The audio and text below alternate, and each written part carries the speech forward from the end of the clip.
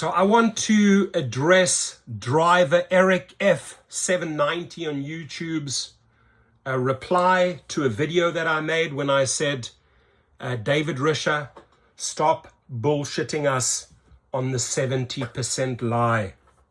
Now, I don't often make videos for drivers. It'll either have to be something very, very positive, someone that's influencing the industry for the good, or if I think someone is full of shit, I'll call them out. And your reply to my video is truly worthy a response, because the way I read your reply, I take a step back and I say to myself, you know what? There's really three types of drivers out there. There's the one driver who doesn't understand value. They'll take anything. They'll take anything and everything because to some people, $2 or $3 sounds like money. Whether it's a trip or a food delivery, hey, it's money. And if I do a lot of these things, it's going to add up to something at the end of the day. And hate to say it, a lot of people trying to get into the country to, chase those dollars. I've lived in countries where your monthly salary is a joke. And for them, $3 per trip is a lot of money. So they'll take anything. They regard that as money because back in their home country, there's no value at all, right? Their services have no value. They don't get paid. So let's come to America and let's do food deliveries on the scooter. And at the end of the day, when I make my 40, 50 bucks, I'm super happy. Okay, I can't stop you. What you really doing is destroying the industry for all the people that are trying to make money. Then there's the second type of driver who drinks the Kool-Aid, meaning that anything and everything that Uber and Lyft and DoorDash are presenting to them, oh yeah, that's the way it is. My CEO that I work for, that I drive for, that I deliver for, he said it so. That category, you fall into, Erik, into that second category. Then there's the third category driver, which I hope the majority of you are in. You're business-minded, you can do the numbers, you can do the math, and you approach this as your business. You might even have an LLC set up. You might even be doing private trips, Uber, Lyft, and private trips. But you have figured out that you have some worth. And you have figured out, no, I'm sorry, I don't drive for crumbs or pennies. I'm not a pigeon. I'm not going to go and peck all those little seeds and hope it adds up. I drive when you put something in front of me, the independent contractor, that I think is worthy. And if it makes sense, SENSE and CENTS, I will drive. I'll switch my car on. My business. You've done your expense sheet. You know where you're spending money. You know what to accept. You have a limit when it comes to the miles. Your acceptance rate is probably fairly low because the majority of the shit, the trip radar and all the crap that they're throwing at you at airports, etc., shared trips, or you name it, teen trips, you deny because you say, you know what, it doesn't fit into my business portfolio. I'm not making money on that, and that trip. On that one, I'll take that one. So there's really three types of drivers. So let's go to the second type of driver, Erik, who's drunk the Kool-Aid. And he straight comes out and says, why are you so dishonest, dude? Now, that was the reaction. That was the reply to this video. You can go to this video. You will see his comment. It's green lighted. It's there. You can read it. And you could read my response to him. But I'm actually going to go one step further, Erik. I'm going to make a video for you, right? So he says, why are you so dishonest, dude? It literally says there, weekly, at the end of the week. Yet you sit here complaining about an individual ride, you're either stupid or dishonest. 70% of a weekly aggregate is the exact same thing as 70% of individual rides. It's just calculated weekly. Now, Erik, you don't think that I've spoken about that in my past videos? You don't think that I've addressed this? You don't think that I understand the concept of weekly? What I'm saying is, if that rider has gone out and paid $189 and you have received $34, I believe those were the numbers. Yeah, I think I've got the numbers straight. That trip, that lie, ain't 70%. And the rider will want to know, or it's good if the driver shares with them, hey, by the way, I received $34 of your $189 in that transaction. You don't think that the rider thinks, oh, you know what? It's okay. They'll make it up to you in the weekly. I'm sorry you only got 34. No, the rider feels robbed. The rider feels like this driver did all this work for me and the company is charging me $189 and only giving the driver. It leaves them sickened when they hear those numbers. They get angry. They don't go asking, let's have another conversation at the end of the week. Well, Erik, let you and I have a conversation at the end of the week. And maybe if you go out and study one of the professors that collects all this data, Professor Les Sherman, very well documented in Fortune magazine. Even Uber's attorneys have attacked him because he knows how to read data. And sadly, you are not able to understand data because the way you've been spoon-fed like a little baby with a Gerber food, you say, oh, Lyft's going to make it right by me at the end of the week. I'm going to get my 70%. Wake up! You are not getting 70% at the end of the week, Erik. Okay? You're not. You definitely didn't get 70% on that ride. You're not getting 70% at the end of the week because it's the way they packaged up the lie. It's the way that they came up with a scheme to bullshit you with the external fees, with all the crap built in. And that's why they conveniently say in there, after the external fees, you're going to be getting 70%. Reality is, the world knows this, the professors know this, the experts know this. You calculate the take rate. What are they paying? What are you receiving? You have to take all of those little built-in lies, the insurance that they're buying low and selling to you high, all that shit to scam you here, scam you there, shave off a couple of cents of your tips. You have to take everything into consideration at the end of the week, and you're not getting 70%. So I'm sorry, dude. And I'll let drivers chime in. You can see his message there in my feed. I green lighted it. Chime in. You are not approaching this as a business. Lyft told you you're going to get 70% at the end of the week, and Erik truly believes he's getting 70%. So what you are saying, Erik, to all other drivers, I'm getting 70% and Lyft is getting 30%. Reality check is that you're lucky to get 30 to 50%. The company is taking 50 to 70%. That's the fact. You're not even hearing it from me. Go and research Les Sherman. Very well documented. Uber and Lyft cannot stand him because he's all about the facts, all about the numbers, all about business, and say, you know what, you're lying at the end of the week about your 70%. And I will stand by that. I don't think that the video that I made is dishonest or, dishonest, right? And I'm not here to rile up the audience.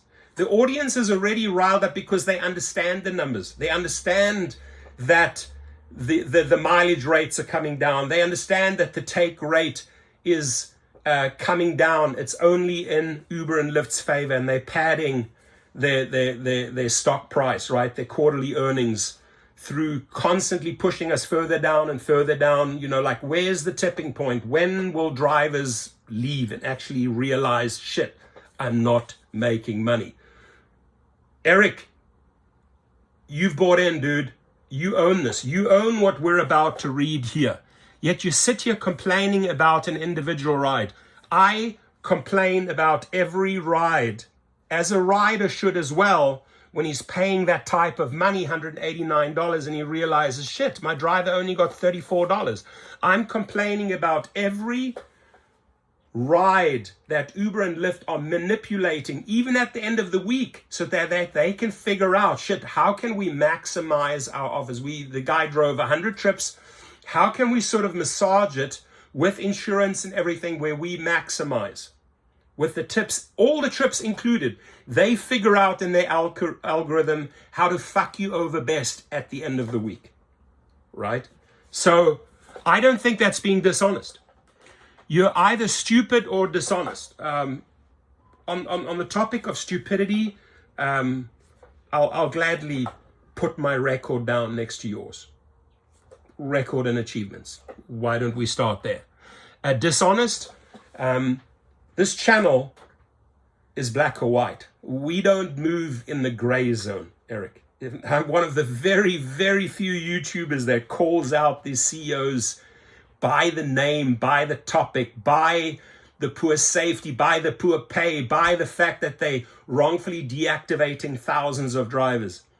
There is no other channel that has facilitated or brought more lawsuits against these companies than this one. And whether it's in small claims court, whether it's working with 15 law firms, having drivers join class actions to get their monies back, I'm ready to sit down with you and compare your record against my record when it comes to being dishonest. I think you're being dishonest with yourself. Take a step back here. Did you or did you not drink the Lyft Kool-Aid? I believe you did. Hook, line, and sinker. You're all in. And I hit a nerve, and it's good I hit a nerve with Erik, because I don't have to rile people up. The people are already coming with their emails and text messages to me every single day. You saw that Luigi guy take out that CEO in New York, 6 o'clock in the morning. A dishonest insurance company CEO. This is what's happening, and drivers, consumers, the public, they're sick and tired of it. But it's okay, Erik. If you want to keep on drinking and you're fine with that and you're happy, I'm not going to change you. But I am going to address your bullshit. It's a different story if you're not getting 70% weekly and not getting an adjustment. That's grounds to complain. But individual rides don't matter. I think individual rides matter a lot. Because if you individually chose and accepted what pays, I will guarantee you that driver or myself, Monday, I can compare my earnings because I decide which ride pays and which doesn't. I let go. I don't accept what doesn't pay or what pays. I don't accept what doesn't pay. I accept what pays. So I think every individual ride truly, truly matters. So I think your statement right there is full of shit, right? Is full of shit. That's grounds to complain, but individual rides don't matter. And using one ride as an example is dishonest when you know for a fact it's based on weekly earnings. You know this riles up your audience and they're too stupid. So now he's calling you stupid. He's like, he knows it all. But your audience, the 80,000 people in there, they're too stupid to understand Erik's concept. No, they're actually smarter than you, Erik. They're actually businessmen. They're actually people that have a lower acceptance rate for you and have some form of self-worth because they analyze every single trip. And they happen to make more money than you do at the end of the week. That's a fact. So to come out, I think that's being disgusting and dishonest, saying you know it and the rest of your audience is stupid, right? You know this riles up your audience and they're too stupid to understand how math works. We understand how math works. I understand how math works. I run several companies. Again, if you want to compare bank accounts or buildings or commercial buildings, I believe my math will speak for itself. But again, I invite you. We can sit down. We can have lunch. We can do a live stream together and we can put it all out there and we can compare the math or see if I don't understand the math. But so you're being deliberately dishonest and then saying it's a lie when it's not. Erik, I can tell you one thing. I'm not being dishonest here. I'm just calling out the truth and the facts. And the facts are that people are getting paid less and less and less for an X ride or an XL ride. And they're not getting the safety they deserve. They're not getting the legal appeal from the company that should be reviewed. Rider statement, driver gets deactivated. I'm not being dishonest about it. In fact, I go out and fight for the driver and try to get them back on the platform with some companies that I'm co-owner with, for example, like Activation Hero and Gig Rocket. So it's that dishonesty. It's that dishonesty from the rider, or it's the dishonesty from the companies that are not willing to look at a wrongful deactivation or at all the other bullshit or at the daily killings, the stabbings, the carjackings. We're not being dishonest. We're calling out the truth every single day. We hold up the mirror, the bullshit, the bait and switch, the shenanigans, the lies, the wage theft. It's well documented. It's well documented in this channel that when we call out bullshit, we say, hey, go and register the complaint with the FTC. Take their dishonesty to the FTC, and then the FTC has repeatedly now, especially in the last year, slapped them down $2.1 million, $270 million wage theft, etc. It's because we being honest about the facts and sharing those facts with government institutions that should be acting every single day because they work for us. But they're starting to file lawsuits and go after all the stolen money, stolen tips, shaving this, shaving that. I hope you know about that, Erik. Otherwise, go and research it. If you aren't getting 70% at the end of the week as promised, then complain away. I'm not complaining. I'm exposing, fool. Not complaining. I don't have to complain. I made $1,200 yesterday on 6 private trips. Why would I be complaining? I'm happy with the money I make. I'm just exposing, calling out the bullshit, right? So, but you never seem to show weekly examples. Why is that? Oh, right, because that would expose your dishonesty. I at this point, I got to laugh at the guy because it truly, to me, the way I read this, I think Erik truly believes he's getting 70% at the end of the week. And buddy, I don't want to wake you up. I don't even want to serve you coffee so that you wake up. I want you to live in your dream. I want you to believe in that you're actually getting 70% of the week. Seriously, don't let me rattle you. Don't let me wake you. It's okay, Erik. Right? Obviously, I'm not defending Lyft. Oh, hang on one second. You're doing a little bit of a reverse here, dude. Obviously, I'm not defending Lyft. Everything you did there is defend the 70%. So change of heart now. Let's keep on reading. Obviously, I'm not defending Lyft so much as calling out the fact you are using dishonest tactics to get views. We know Lyft fucks us.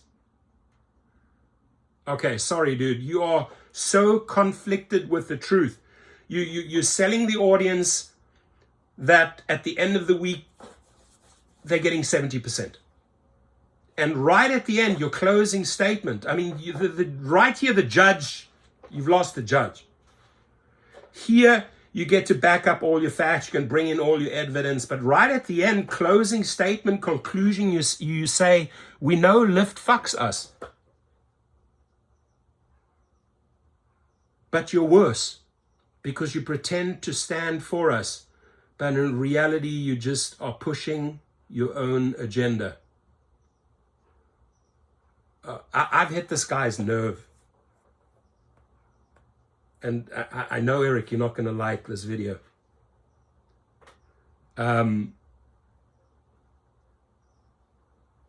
You were trying to make an argument here about, yes, we are getting 70% at the end of the week. Maybe not on that trip, but at the end of the week.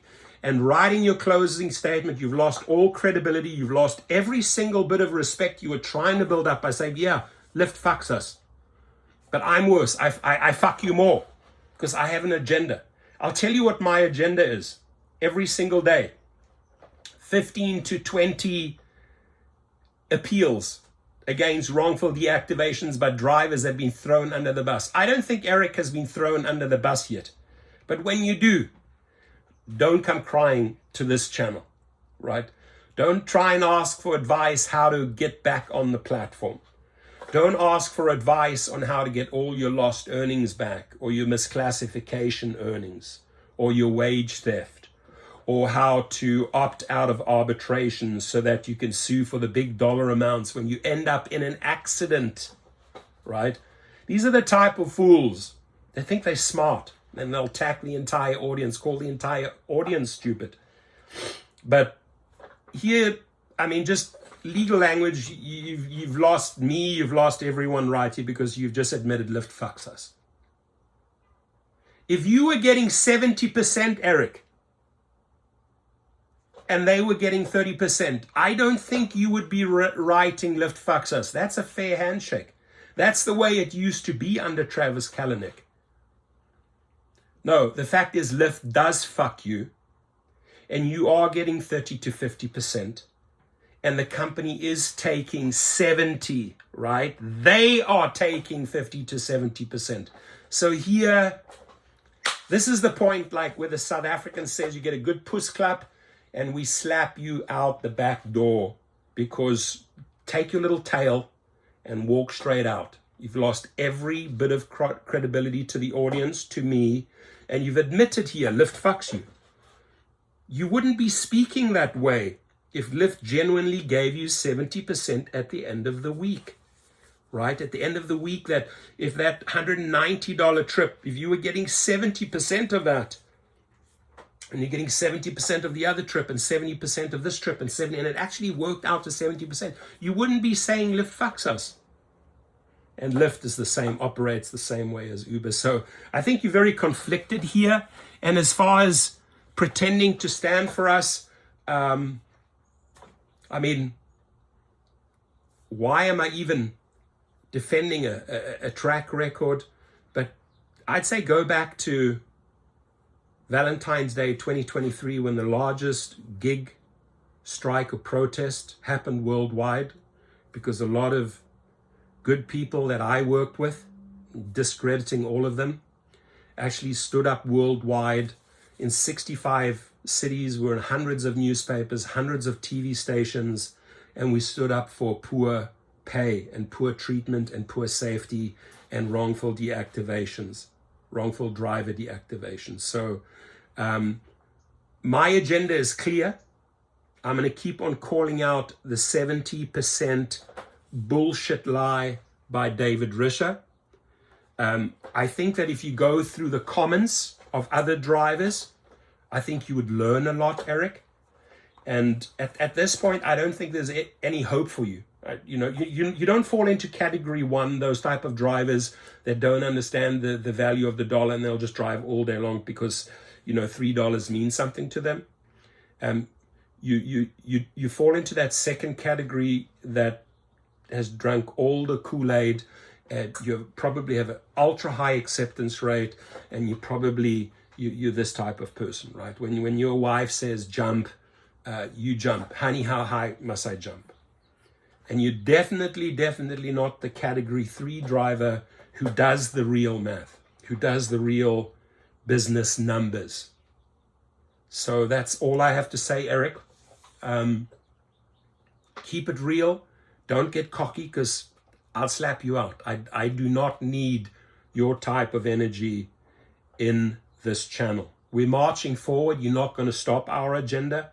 Our agenda is to fight until we get better safety standards, we get better pay city by city, state by state. We've had several victories in the last few years. We're not stopping until we can maybe get a couple of more unions and a little bit more power back, until we can influence more political leaders and legislators to start actually fighting for gig workers, our agenda ain't going to stop. And the one thing you're certainly not going to stop is a whole team of paralegals filing hundreds and hundreds of appeals and small claims courts filings every single month because they were wrongfully deactivated. So think about that, Erik. And Erik, if you have a channel, if you have any videos, please share with us. I'd like to have a look at them. But I had to confront this bullshit because it's a good opportunity to show the three type of drivers. And if you think there's a fourth category, I'm open. You know, I mentioned three categories of drivers. If you think there's a fourth and a fifth category, put it down in the comments box. Really eager to hear your feedback on this one. And Erik, if you believe at the end of the week you are getting 70% and Lyft is getting 30%, I don't want to wake you, dude. Keep on sleeping, keep on dreaming, my friend.